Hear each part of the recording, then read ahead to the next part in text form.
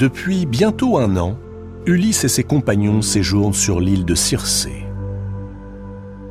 Après les terribles tempêtes et les incessants naufrages orchestrés par Zeus et Poséidon, les jours passés auprès de la magicienne sont comme un baume posé sur leurs plaies.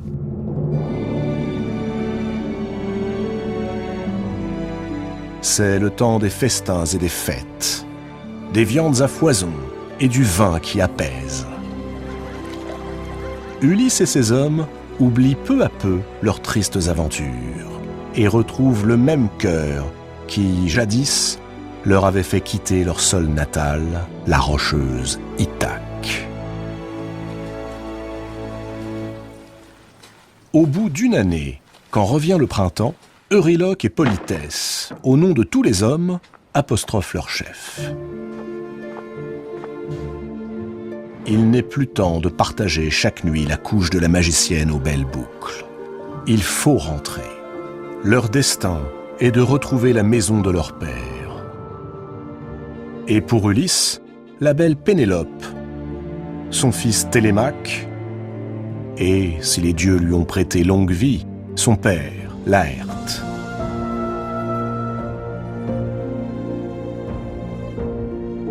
Ulysse, s'il ne tenait qu'à lui, resterait volontiers auprès de la magicienne. Après tout, à quoi bon rentrer après tant d'années? Plus personne, sans doute, n'espère leur retour. Mais la peine et le chagrin de ces gens lui serrent le cœur. À Circé, il annonce son départ.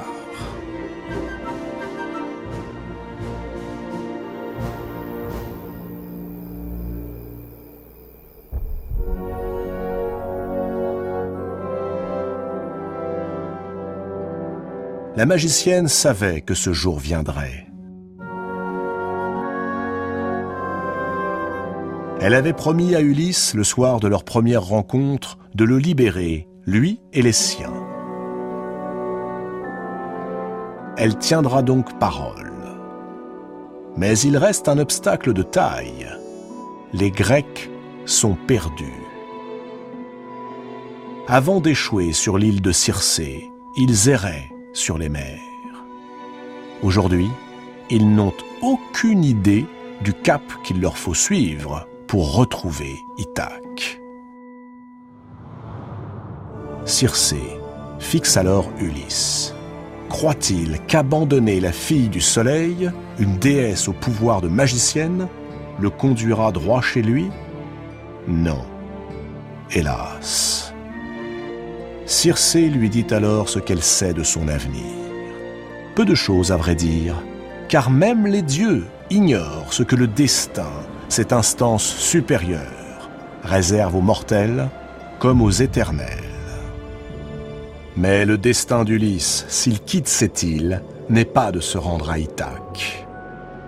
Sa route le conduira ailleurs, en un lieu que nul ne souhaite atteindre avant l'heure. En un lieu dont Circé, seul, connaît la voie. Un lieu terrible, dont le nom suffit à emplir d'effroi quiconque l'entend prononcer. Ce lieu, c'est la demeure sur laquelle règne le puissant Hadès et son épouse, la redoutable Perséphone. Les enfers.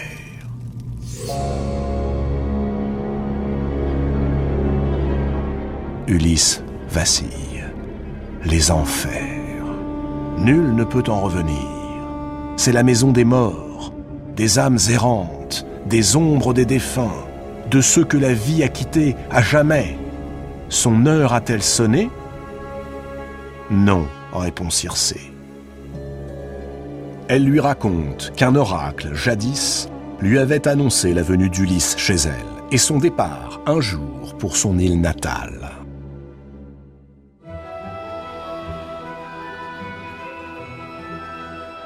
Cet oracle avait précisé que le chemin du retour ne pourrait lui être indiqué que par un seul homme, Tirésias le devin. Or, Tirésias est mort. Seule son histoire a survécu. Cette histoire, Ulysse la connaît comme tous les Grecs.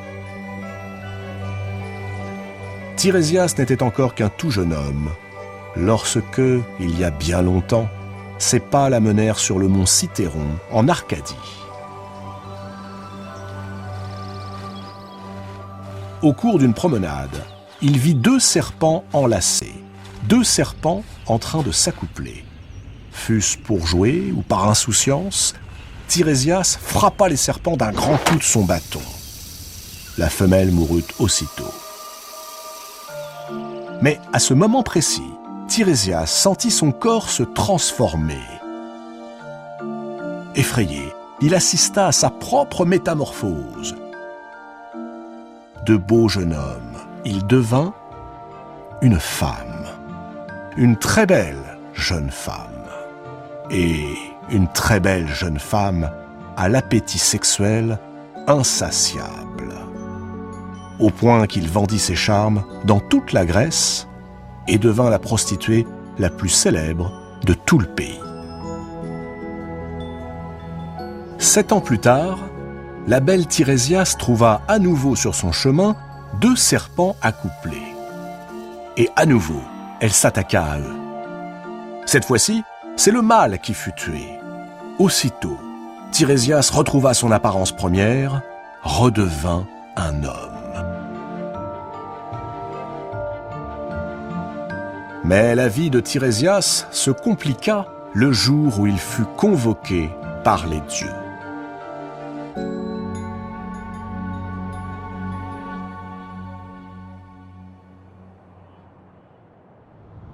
Héra ne cessait de reprocher à Zeus, son époux, ses nombreuses infidélités.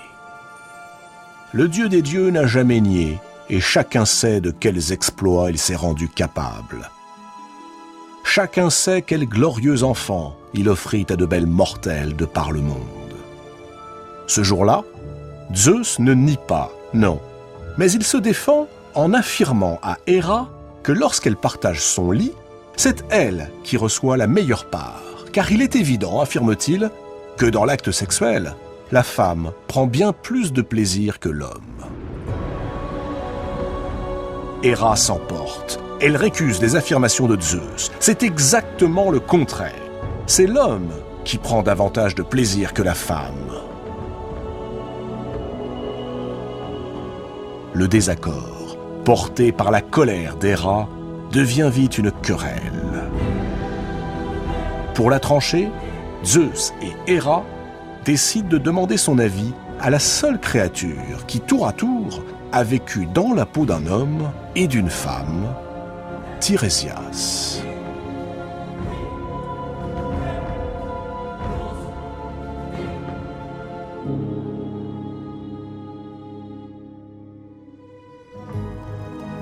Le voici sur l'Olympe, au tribunal des dieux. Tirésias ne peut ignorer la réponse à cette question, lui qui vécut l'expérience des 2 sexes. Mais pour son infortune, Tirésias trembla devant le maître de l'Olympe et se rangea à son avis. Si le plaisir était compté sur 10 parts, les femmes en obtiendraient 9 et les hommes seulement 1, affirme-t-il. Zeus est satisfait. Mais Héra fulmine. Elle lance sur Tirésias une malédiction. Elle condamne ses yeux aux ténèbres éternelles. L'homme qui a vu les dieux ne verra plus.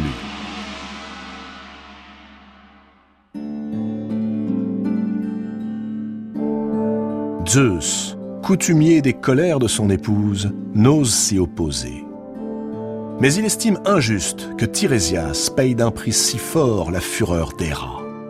Aveugle, il sera, soit.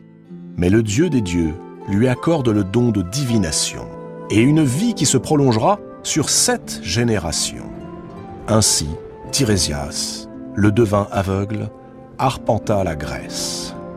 Il vit grandir les héros qui marquèrent l'histoire de leurs exploits. Thésée à Athènes, Héraclès à Argos, Jason à Iolcos, Oedipe à Thèbes. Mais les 7 générations sont passées. Aujourd'hui, Tirésias n'est plus.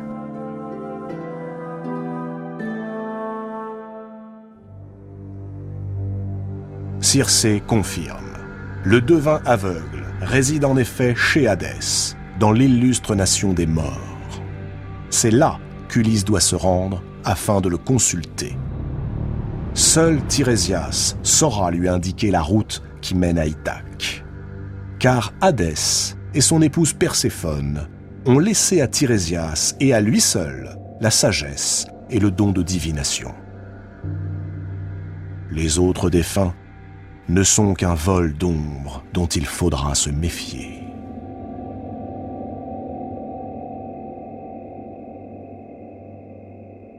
Depuis le rivage, Circé contemple les bateaux d'Ulysse. Elle appelle sur eux Borée et Antiborée, les dieux des vents qui, lorsqu'ils soufflent ensemble, mènent les navires aux portes du lieu dont nul ne prononce le nom sans frémir, les portes des enfers. Elle sait qu'elle ne reverra jamais Ulysse. Jamais.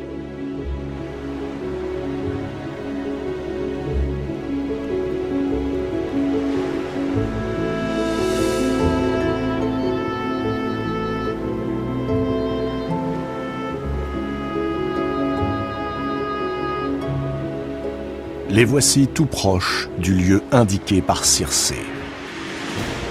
Le mystérieux pays des Cimmériens. Murés dans le silence, Ulysse et ses compagnons contemplent avec crainte ce paysage peuplé d'arbres morts qui font penser à des spectres égarés. Ici, les rayons du soleil ne percent jamais. Il règne sur cette région une nuit éternelle.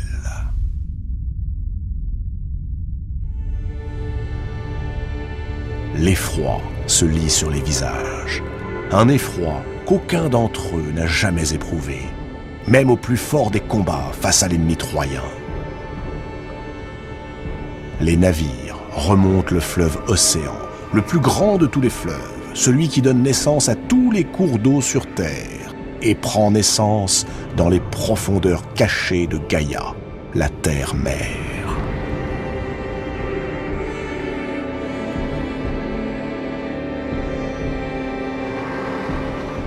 La progression est lente, interminable. Des odeurs putrides se mêlent aux ténèbres. Et bientôt, les voilà au bord d'un abîme d'où montent des volutes de fumée. Ulysse dégaine son épée. Il creuse une fosse, puis récite la prière des morts, leur offre 3 libations, comme l'exige la coutume.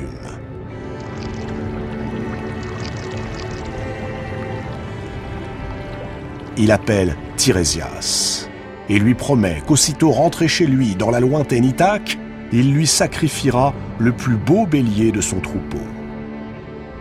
Puis, il saisit la brebis et l'agneau immaculé que Circé leur a offert et leur tranche la gorge au-dessus de l'abîme.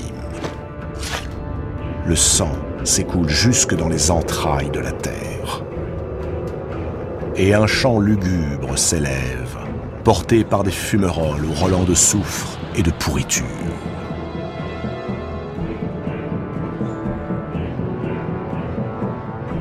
Une à une, les âmes des trépassés approchent, décharnées, grimaçantes. Ce sont des jeunes filles encore vierges, des hommes et des femmes dans la fleur de l'âge, des vieillards usés par la vie, des guerriers encore pleins de sang, victimes de la fureur d'Arès. Ulysse contient sa peur. Il ordonne à ses hommes de poursuivre le sacrifice en l'honneur de Tirésias. De son épée, il interdit à la foule des morts d'approcher du sang offert aux devins aveugles.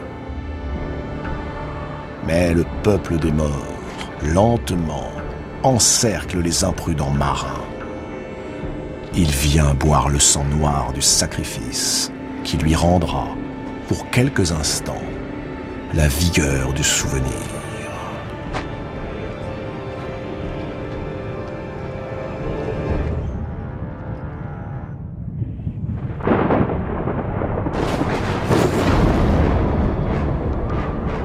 Il a donc osé. Le maître de l'Olympe entre dans une de ces fureurs que redoutent même les dieux et les déesses. Partout sur Terre, le ciel se voile. L'obscurité recouvre le monde entier.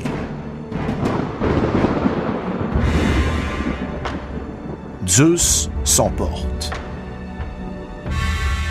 Un mortel vient d'enfreindre la loi sacrée qui interdit de pénétrer vivant aux enfers. Et c'est une déesse, Circé, qu'il y a invitée. Et il est protégé, cet impie, par une autre déesse, plus puissante encore, Athéna, sa propre fille. Et le dieu Hermès, son fils dernier-né, s'est rangé à ses côtés. Et sans doute, Hadès et Perséphone ricanent-ils du bon tour qu'un mortel est en train de jouer à Zeus. Jamais on n'a vu des dieux marquer ouvertement plus de faveur à un mortel.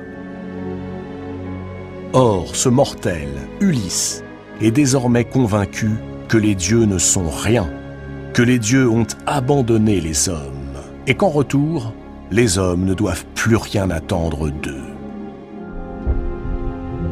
Ulysse est un danger qui menace tous les dieux. Il les défie, bafoue leurs lois. Dans le cœur endurci d'Ulysse, la peur et la foi, indissociablement liées afin que soient révérées les divinités, ont disparu.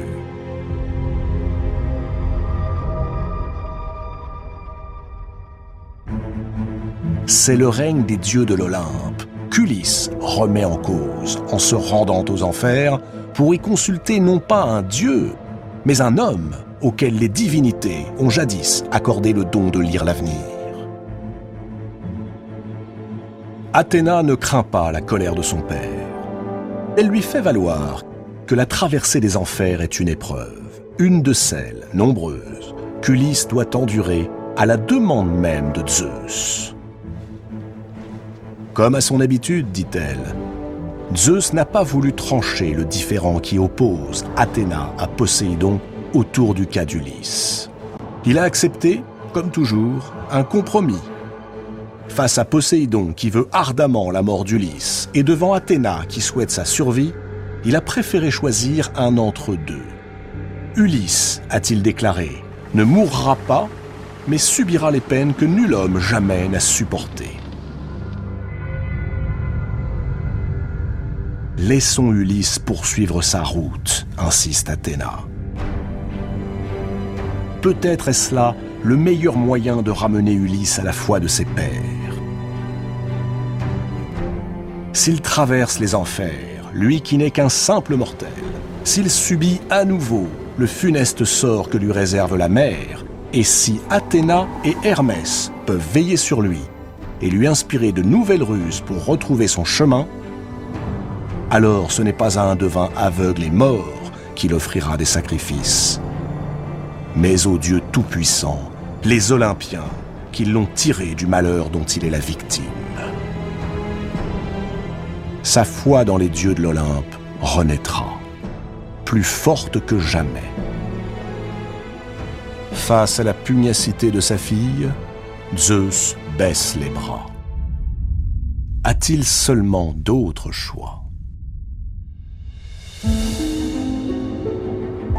Ulysse, le glaive à la main, continue de défendre aux morts de s'approcher du sang offert à Tirésias, tant que ce dernier n'est pas apparu.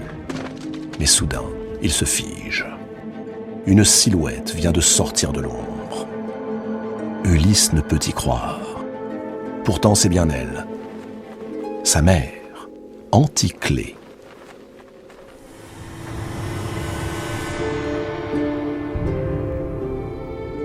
Il l'a laissée vivante lorsqu'il est parti pour Troie, il y a plus de 10 ans. Que fait-elle ici, aujourd'hui, dans ce lieu infâme? Anticlée, elle aussi, est surprise. Que vient faire son fils, qui semble encore bien en vie, ici, parmi les morts et les ombres? Alors, Ulysse lui parle. Il lui raconte son errance sur les mers, la raison de sa présence dans ce lieu maudit. Puis il la presse de questions. Par quel funeste sort se retrouve-t-elle chez Hadès? Que sont devenus Laërte, son vieux père, Pénélope, son épouse, et Télémaque, son jeune fils?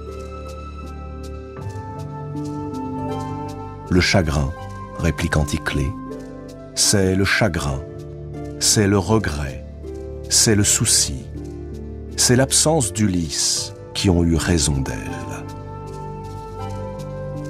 Quant à Pénélope, nulle crainte, du moins pour le moment, car Pénélope l'aime toujours. Elle l'attend. Elle pleure chaque soir lorsque les bateaux rentrent au port, espérant chaque soir que l'un d'entre eux apportera des nouvelles. Laërte est encore en vie, bien que faible et désespéré, lui aussi. Dans un élan irrépressible, Ulysse tente d'embrasser sa mère. Mais à peine s'élance-t-il que l'ombre d'Anticlée s'évanouit, pareil à un songe.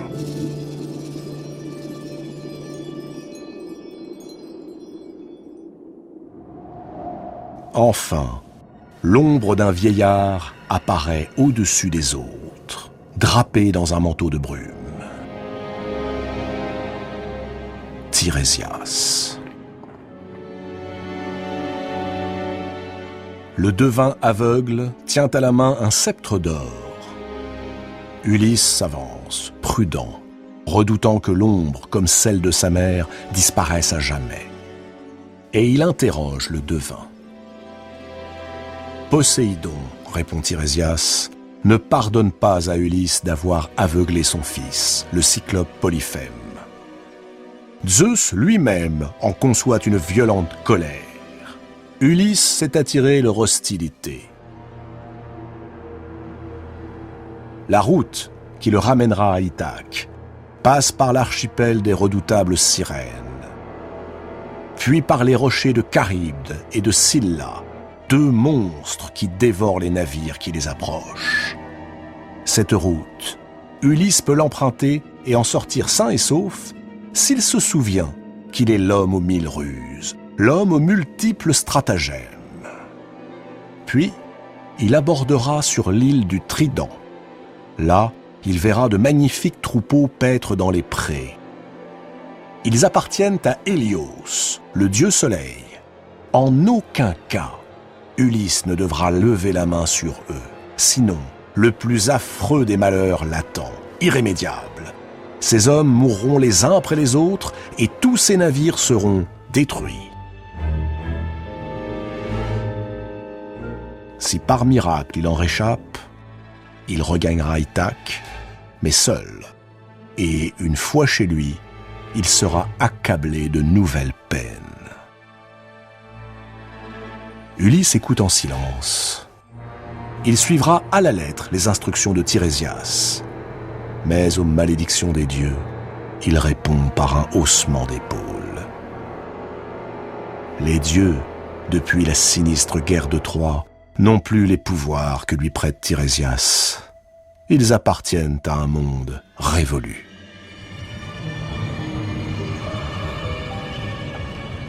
Une clameur sourde, tout à coup, s'élève des profondeurs. Tirésias lui-même est pris d'effroi. Les morts refluent de toutes parts, comme s'ils redoutaient quelque danger plus épouvantable. Car ils le savent, dans les profondeurs des enfers se trouvent des choses plus terrifiantes que les dieux, des créatures des temps anciens que le simple haussement d'épaule d'un mortel peut suffire à réveiller.